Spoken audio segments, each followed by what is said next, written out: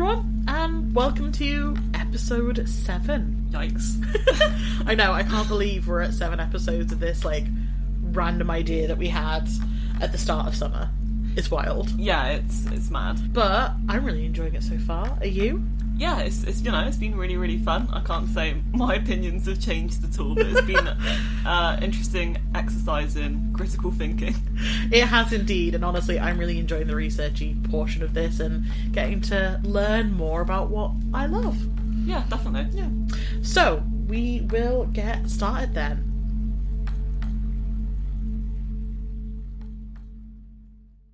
Now, to begin, this is a doozy of an episode, okay? At one point when I was researching this, I was, jumping all over and just sort of looking at different stories, and I was like, cool, no, we need to stop, we need to look at this scientifically, what can we and can we not prove? We are scared in the name of science, not scared in the names of myth. So, I'm going to try and focus this based around a simple one question for this whole episode, which is, why are ghostly women associated with water?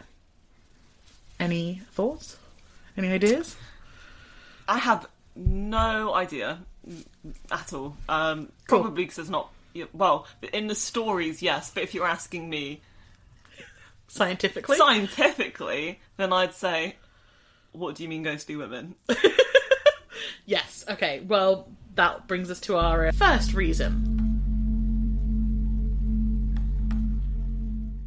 So, deaths and drowning, and this is the first theory to answer this question, and probably the most simple, I guess, which is people who drowned, whether on purpose, by accident, or through murder, come back and haunt that body of water, and therefore it creates a lot of stories about this.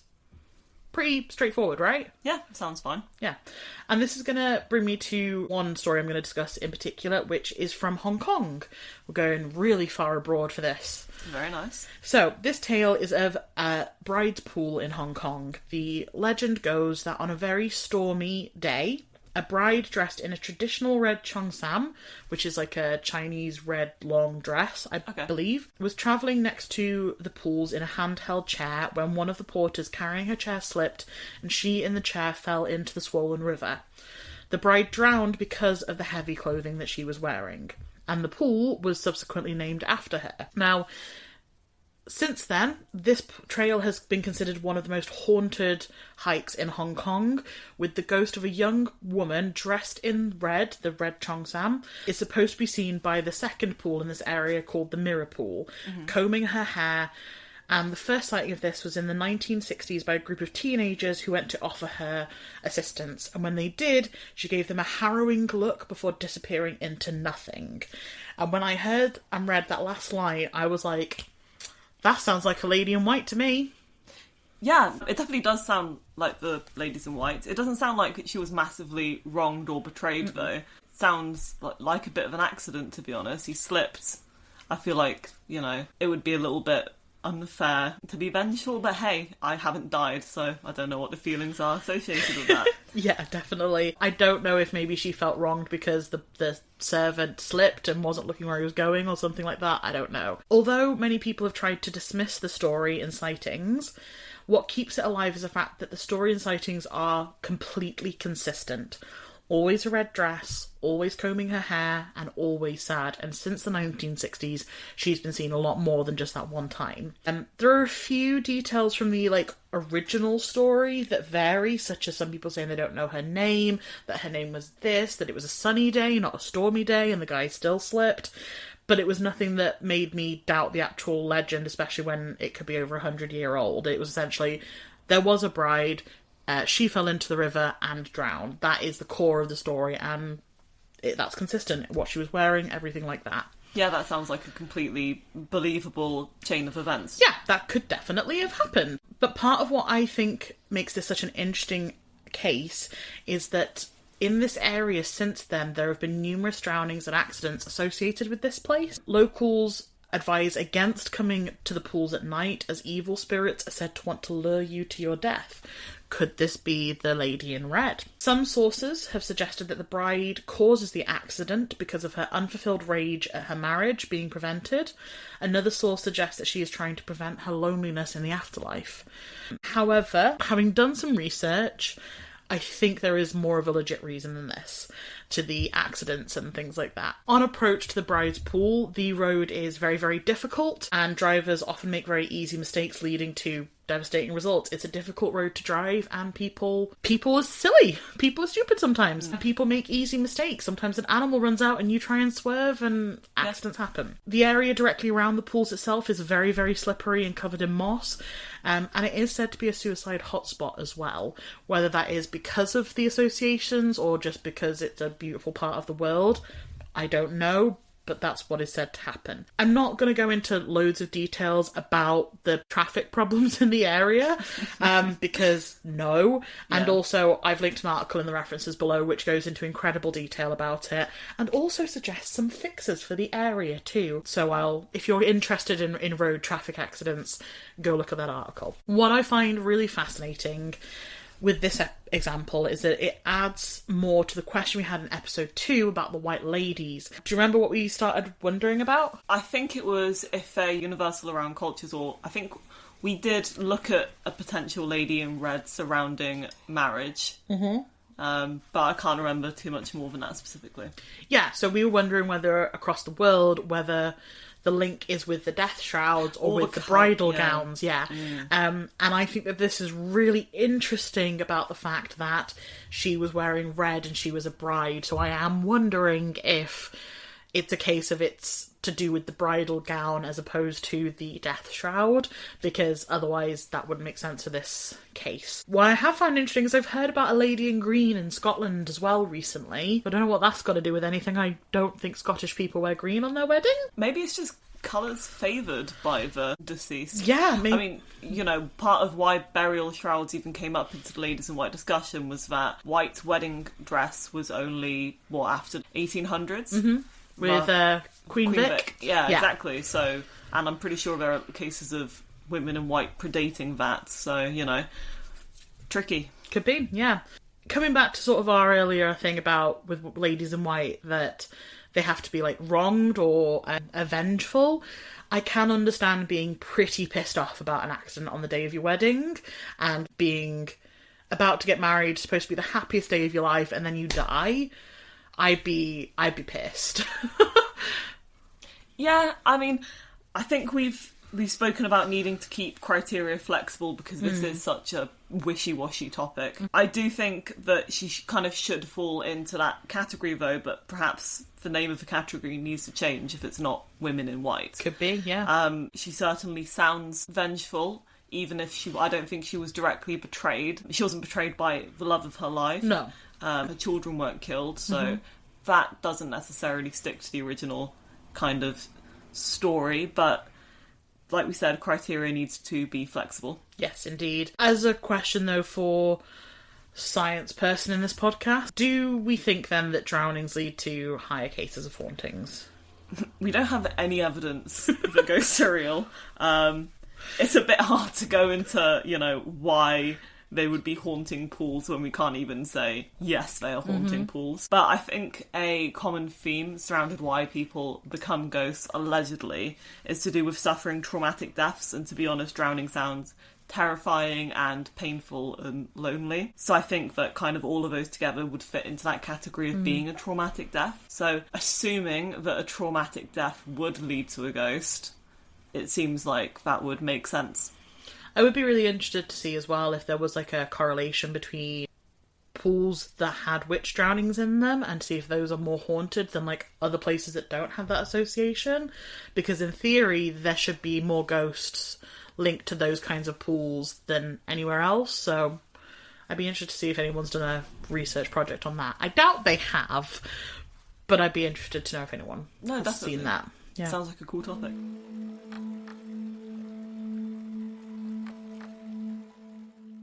So this brings me to my second theory, and I think you're going to hate this one, but here we are. Oh dear.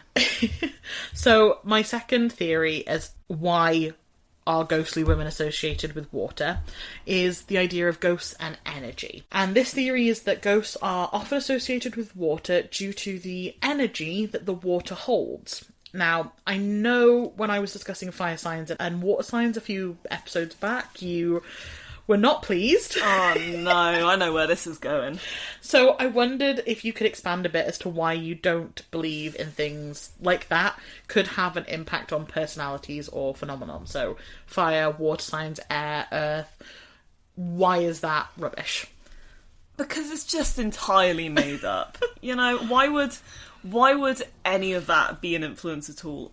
Personalities are dictated by familial surroundings, kind of where you grow up, the people you have around you. Why would elements or star signs dictate anything about a person? How could it possibly dictate anything about a person?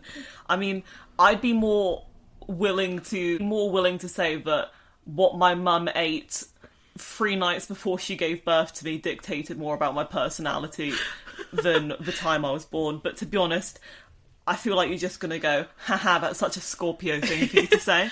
So I don't want to rant about this too much, even though it really winds me up. That's absolutely fair enough. As a fun little fact, though, did you know that in Eastern culture, they don't necessarily agree with like the whole star signs and everything like that, but they are more about blood types dictating personality? And apparently, I haven't verified this, there is actually a lot of research that proves that certain blood types do correspond to your personality a lot more. I could believe that, but you know, I think a part of that is, you know, nature versus nurture, and you kind of inherit blood types from your parents, who you would also inherit certain personality traits from. Sure. But yeah, there might be some excellent genetic reasons to do with blood types and personality, but it sure as hell isn't going to be, oh, I was born in November, the big scorpion in the sky came down and bestowed me being, you know, a difficult person upon me. Well, you said it. Yeah. I can see it in your eyes. No, you're entitled to your opinion. Coming back to this idea of then ghosts and energy. So, the theory goes that ghosts could require some form of energy in order to show themselves, and they will draw this energy from wherever they can get it. People, places, events, elements, anything like that. And the more energy a place or a thing has, the more ghosts will be attracted to it and be able to manifest in different ways. Almost like a battery in a way. So if you plug a battery into your car, it's not going to charge up as quick as if you plugged it into like a main socket kind of thing. So energy can build up over time, so the older the place, the more energy, the more ghosts in theory. And that's why like Edinburgh in Scotland is supposed to be super haunted because it's so old. And I don't know if you know this about Edinburgh, but it's like built in layers, so like the original city is still there, the new city is just built on top and you can go like down into the layers. Yeah, I have heard that. It's so cool. I think that's the case with quite a few old cities around the world. Maybe not to the extent of Edinburgh, but I've definitely heard of cities built upon cities. Yeah, so that in theory is why Edinburgh is so haunted, is because the previous iterations of the city is still there, allowing the energy to build up and manifest and create this huge like energy centre that the ghosts can then feed off of and thrive off of. And then if we link this idea to the thought that water can hold a lot of energy, maybe water is a really fantastic conduit for energy. I know water and electricity are like chef's kiss, mwah. But I wondered if maybe you knew anything about like water and electricity from like a chemistry science point of view. I think you're leaning more towards physicsy stuff there, and I can't say off the top of my head that I could tell you loads about it. Just thinking about water as a solution though, it's possible that the dissolved ions and impurities could have an impact on how it conducts water, because there are going to be small kind of electrical charges if you think about electrons being negative and then, you know, negatively charged, and then you got your anions and your cations, possibly. Okay. But I might just be chatting rubbish, so... Fair enough, maybe we need to get a physicist involved in this then for that bit. Possibly. Yeah, I sort of saw water and was like, that's made up of atoms and stuff. So is everything. Okay, yeah. I don't know, I find it really hard to distinguish what ends up between chemistry and physics because it seems like they have a massive grey area, I'm not gonna lie. Yeah, they do. Okay, so in in this similar way, because of water's high conductivity, it could allow energy to flow into and out of it very easily, which would then allow the ghost to take this energy and therefore get supercharged. And this, I have a case study for this, which brings me to Lake Lanier in the USA, which supposedly has not one, but 2 ghost ladies and a whole, like, other smorgasbord of stuff. Most of this information I got from listening to Let's Get Haunted, which is another podcast based out of the United States. Supposedly, there are cryptids, giant catfish, a drowned town, car crashes, murders, lynchings, all associated with this one lake. Just a quick side. Are we saying that a big fish is paranormal now? Because I think I think that one's a bit dubious to be considered paranormal, no? I am not stating that a big fish is paranormal. I'm saying it's weird. Okay, continue. What I'm saying is weird stuff happens at this lake. And apparently loads of people go to this lake every single year. It is really, really popular. So in theory, more weird stuff happening is more likely, but abnormally so for apparently this lake in the USA. Coming to this thing about, like, energy then and associated with water, here's a couple of the things that I think could have contributed to the energy levels in this lake. So, first of all, when they were trying to create the lake, they had to displace 250 families by force and relocate 20 cemeteries. That's a pretty common thing in the UK, that, like, people get moved out of their town and a valley gets flooded. That just happens all the time. I know, especially in Wales here, there's loads of times where it's happened to help give England their water supply because they needed it. When I was listening to Let's Get Haunted, they didn't seem like they knew this was a thing. So I don't know if it's less of a thing in the United States, but that's pretty common, I believe, over here. At least it was. But I can understand that that would leave, like, a negative impact, have bad feelings there. The families were pretty annoyed about it. Understandably so. Yeah. If you were a ghost, would you be pleased about your body being yoinked out of your eternal resting place by the good old United States of America and shoved somewhere else? Well, I don't think I would be a ghost. But in this instance, I don't think I'd care. I'm not in my body anymore, man. It's dead weight. I'm floating about doing other stuff. Fair. I would give a massive amount of energy to that, because that's like where I'm supposed to be forever and ever until I get forgotten about, you know? Until you decay down into worm food, I guess. So, you know, your body's not permanent anyway. True. I mean, I think I'd be a lot more unhappy about my body being donated to science and then used in crash testing, which has happened to people. I'd be a little bit more wound up about that one. Fair enough. If I was a ghost, which, you know, I don't think I would be. But no, I don't think I'd actually mind too humongously. Fair enough. I would haunt their asses so hard, they would not be able to get anything done. Roxy, you've been bleeping me, but you just said ass. Compared to what you've said? Anyway, so imagine all the negative, yucky energy linked to this land to begin with, because bear in mind, all the buildings and the grave sites are still there under the water. And another event that happened that definitely would have left bad energy was one of the towns that was flooded in order to create the lake was called Oscarville, and there were multiple lynchings followed by a racist ethnic cleansing in the area in 1912. And just to double check, do you know what a lynching is? Yes. Okay. Why don't you explain it so I don't get it wrong? So a lynching is essentially mob justice. It's the idea that usually someone that is not white gets blamed for a crime, and then a white mob will go and hunt them down and deliver justice before the courts can even get to them or do anything about it. That is a lynching. Yeah, so that's pretty much what I thought. I thought hangings were usually associated with that. Is that just the end result, or...? Usually the hanging will happen when law gets to that person. Yeah, the main way that I've heard about with lynchings ending is if the person is still alive at the end of it, they'll either get handed over to the authorities to do with as due process should have followed, or they might get, like, tied to a cart and dragged around. Oh, jeez. Yeah, it's not pleasant at all. So, bad energy, bad times, horrible. And so the thing is, as well, is that with that land in particular, this wasn't even the first racist event that happened in this place. The lake also had several Cherokee burial grounds that no one bothered to move, because why would they? It's the American government. and that was all flooded, and the area was part of the Trail of Tears, an area of forced displacement by the USA government of Native American people. So if those disgusting attitudes and behaviours towards people wouldn't leave a smear of it in the land of energy or anything, I don't know what would, honestly. It's gross. Yeah, fair enough. A lot of traumatic events happening there. Exactly. Charge up the bad energy. So, coming back to the ghost of this there lake, in 1958, two young women, one of which was wearing a blue dress, the other a jumper, were driving over the lake on the bridge. They had just stolen a tank full of petrol and were on their way to a party. However, skid marks found on the bridge suggest that they lost control of the car and fell off the bridge into the murky waters of the lake. The bodies and the car were later found, but the young woman wearing a blue dress was found without hands.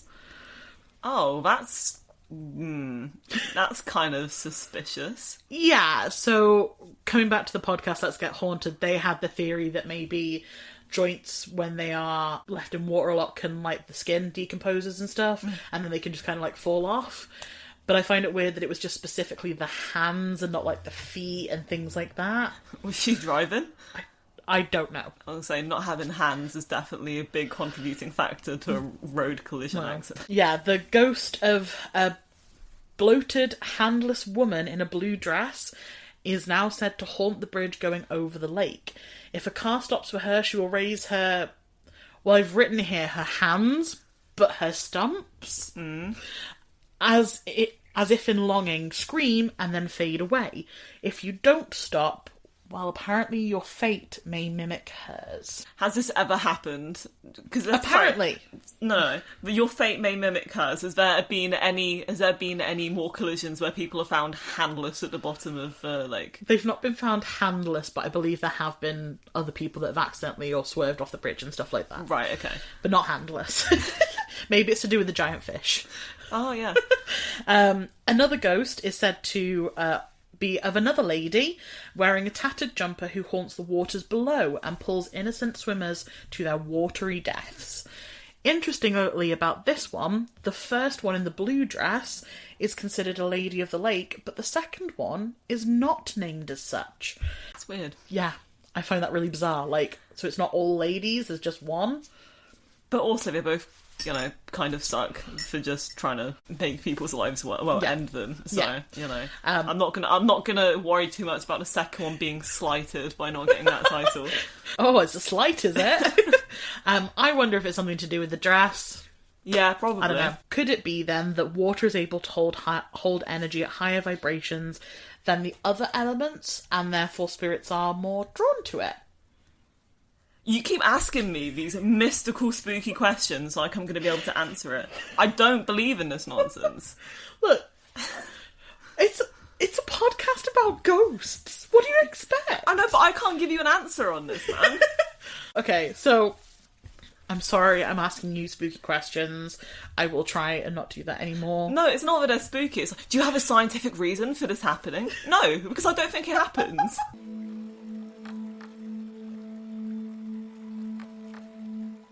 So, my final theory brings me to this idea of thin places. And I put that in inverted commas because what's a thin place? Apparently thin places are doorways, crossroads, staircases, New Year, midnight, bodies of water, any place that is supposedly an edge between our world, the real world, the afterlife, or a spectral plane where other beings and persons can stretch out and reach our consciousness. Therefore, it makes sense that large bodies of water or even small ponds would crowd into the collective consciousness as a place of spirituality and the supernatural. Fairies are often connected with thin places, as it is said to be where they can cross from their world into ours, and there are numerous stories of fairies appearing in lakes and becoming the wife of humans or bestowing gifts and things like that. There is a specific Welsh folktale about this, but I'm not going to go into too detail about that because, again, I'm trying to keep this not hour-long episode.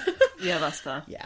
I also am not going to discuss the fairy side of this too much more, as I don't want to give spoilers for anything we may or may not be considering for later seasons. Dropping big old hints, Rox. I could not do an episode on the ladies of the lake without mentioning the most famous Lady of the Lake. The Lady of the Lake is a key component in a lot of great stories with, believe it or not, he's back again, King Arthur. The man, the myth, the legend, quite literally. Honestly. However, who and what she is thoroughly debatable, as is where the lake she emerged from.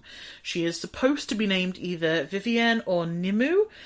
I might have said that horribly. And is supposedly an enchantress who lives in a lake surrounding the magical, yet mysterious Isle of Avalon. I have seen in other places that she is just a fairy or a Celtic goddess. She is mentioned throughout old French poems from the 13th and 14th century.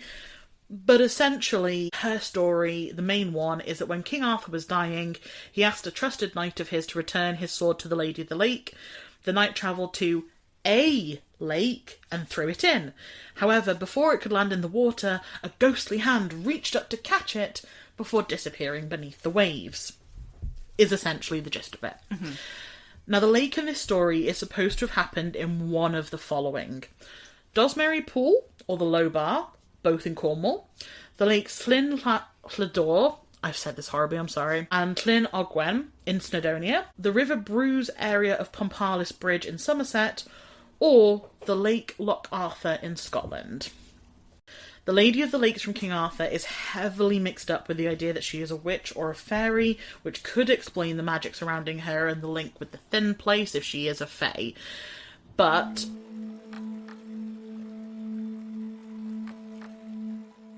to finish off this episode, if you'll indulge, I want to give some more evidence for each of these locations and ask you which one of these lakes is the Lady of the Lakes location. To begin, Dosmary Pool in Cornwall.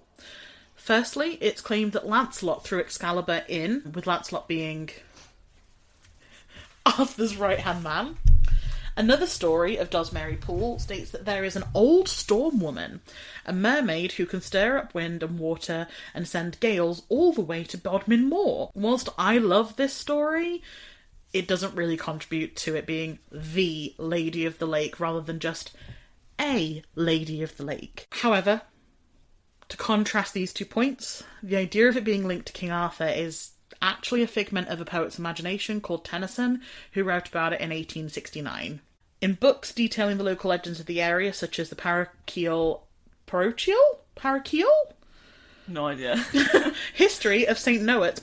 It was printed in Bodmin in 1833. There is no mention whatsoever of King Arthur or his sword. Neither does Murray's Handbook of Devon and Cornwall, published in 1859. So I think Dosmary Pool, fake. Yeah? It's fake news.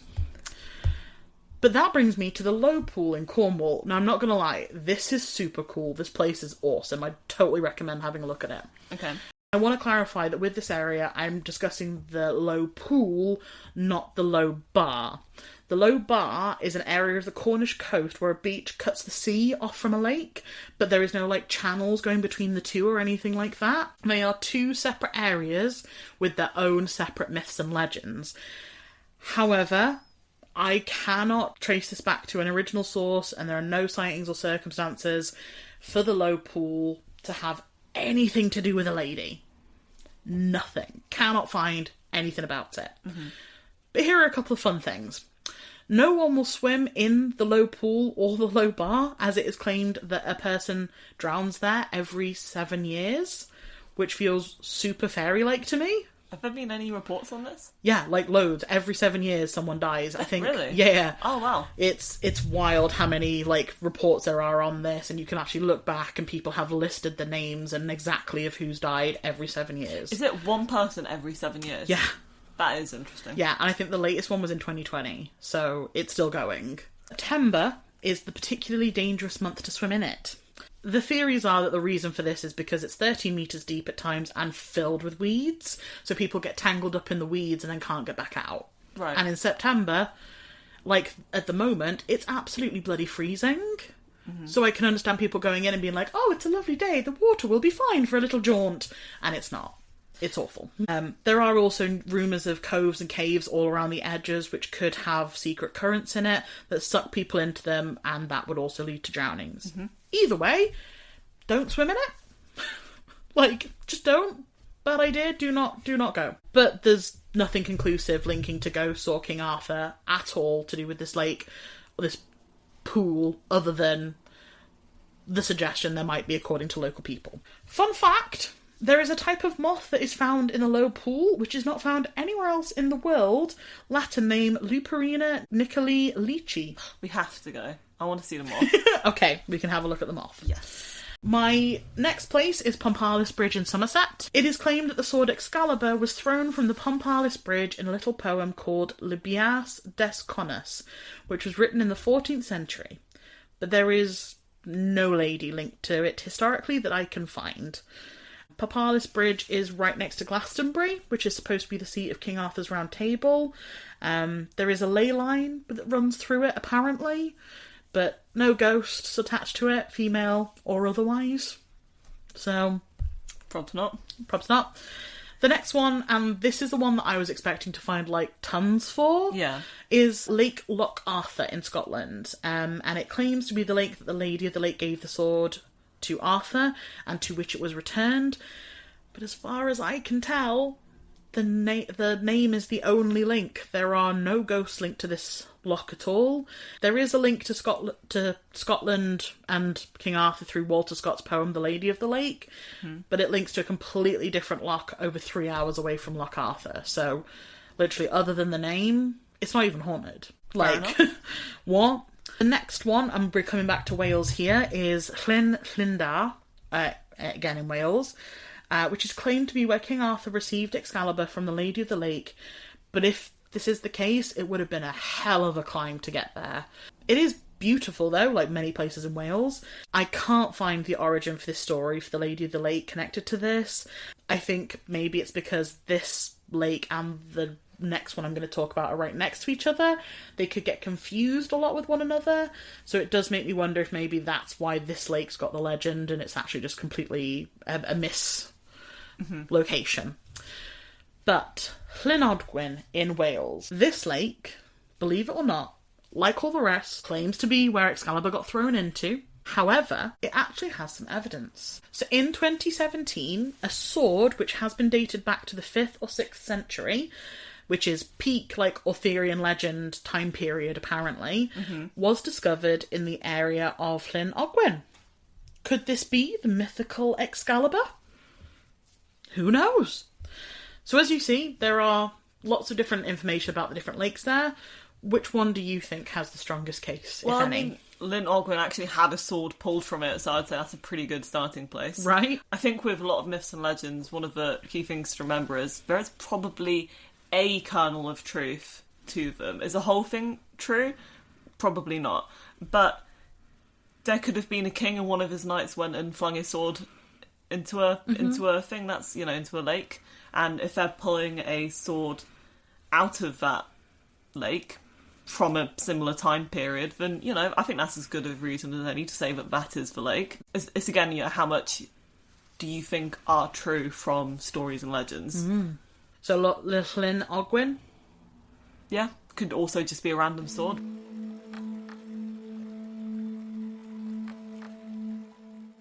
Any thoughts or questions for this episode, then, that you've got? So, my understanding of the Lady of the Lake from the Arthurian legends was that she was not a malevolent creature. She's not.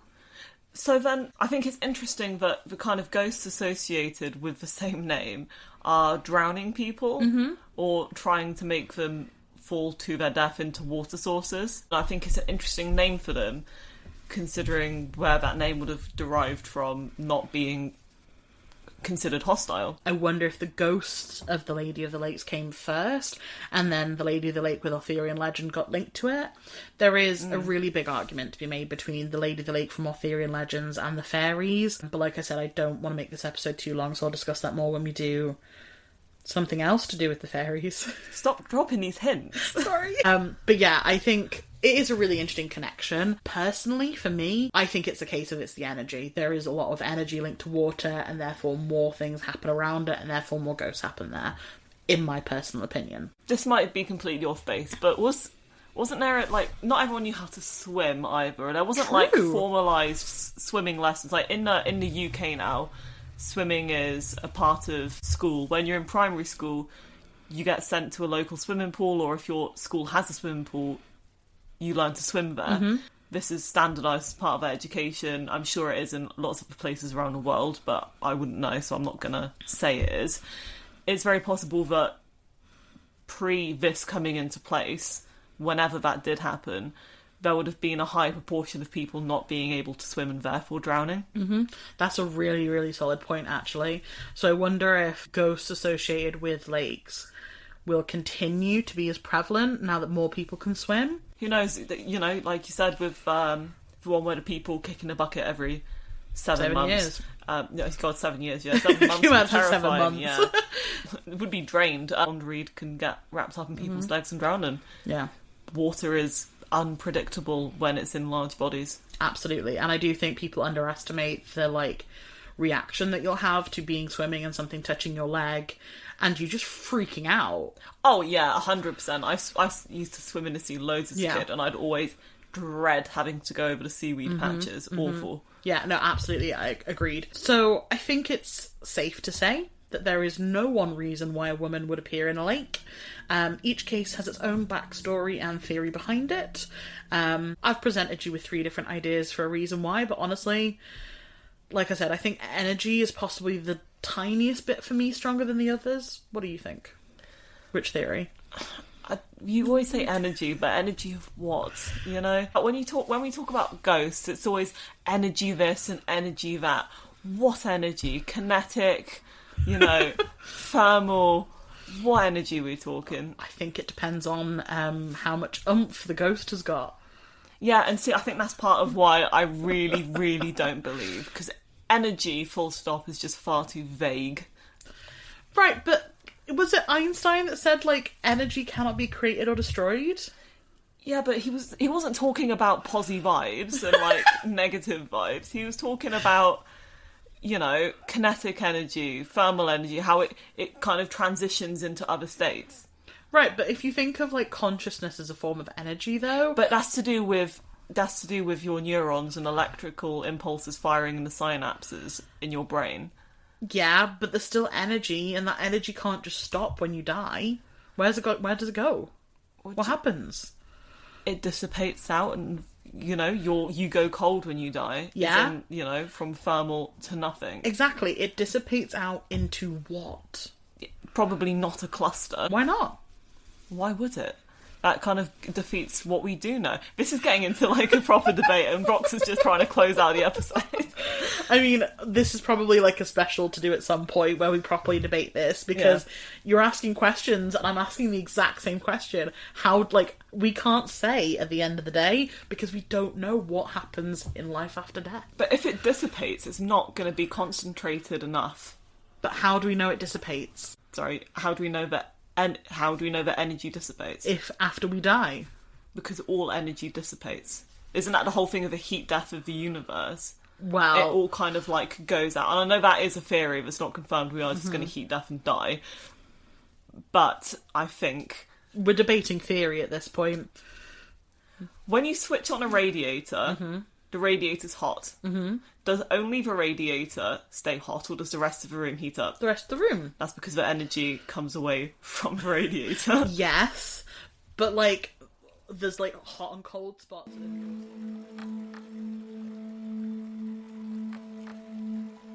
Anyway, so that is a very brief covering of the Ladies of the Lake. There is tons more if you want to research it, with loads of other stories. Couple of questions that I'm going to leave you, Al, and our audience with. Why do you think Ladies of the Lake appear, and which lake do you think is most likely for the King Arthur Lady of the Lake?